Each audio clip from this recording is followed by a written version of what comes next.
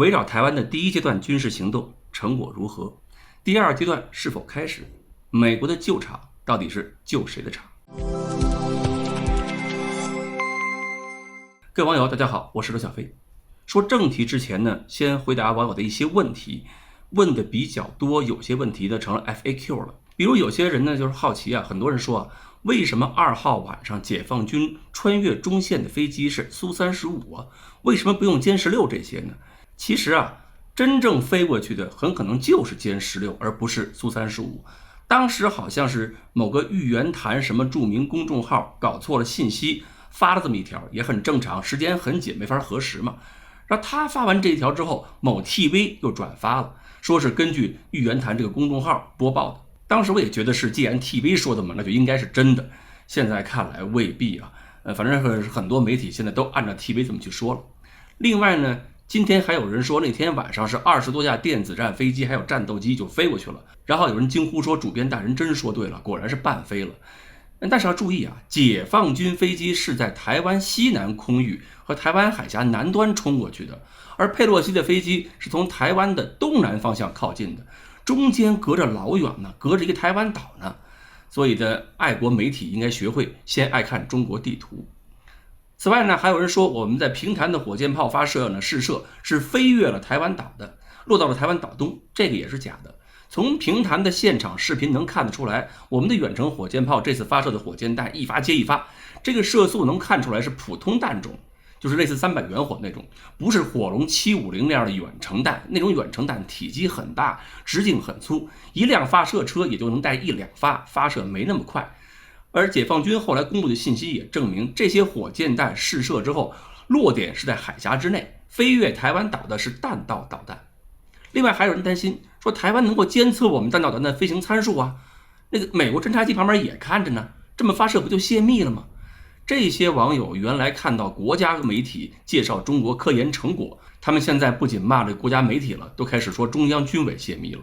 不知道他们这算不算是种进步啊？其实我们敢这么开火，就不怕对方侦察，他没有拦截能力，观察了又怎么样呢？老太监看美女也就只能是瞪眼瞧着。然后我们再看看军事行动第一阶段的成果吧。用台湾方面的话说，解放军现在围着台湾，航班航运让他们通航就能通航，不让通航就不能过。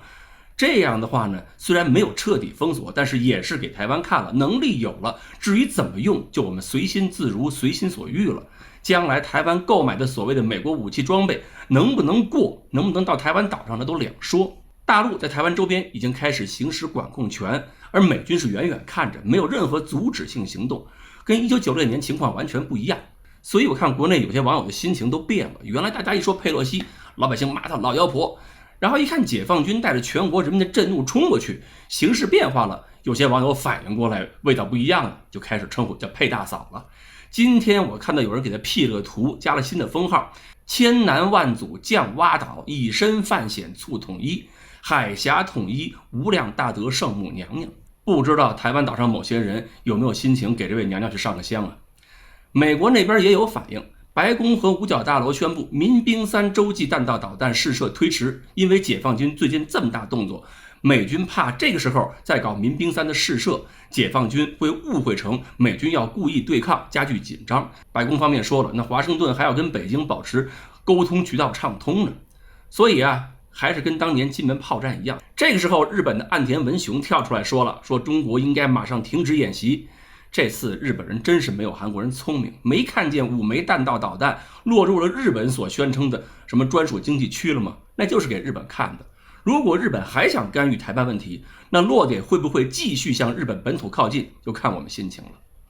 其实这个时候啊，还是台湾有些人活明白了。金门岛上天天看着解放军无人机穿越，金门岛表示很淡定。台湾东森电视台在基隆海边采访一个戏水小伙子，解放军导弹飞过来什么心情啊？小伙子说开心最重要。假设他只能活到今天，导弹飞过来把他打死了，他正在玩啊，那也是死得很快乐的。我怀疑这个小伙子精通佛法。假如说我今天只活到了今天啊，假如说真的飞弹过来，那我现在在玩，我就觉得我死得很快乐。所以呢，还有网友问我，如果台湾当局把台湾民众当人质怎么办？让民众承担经济压力，暂时让民众当肉盾，我们怎么处置？我说民众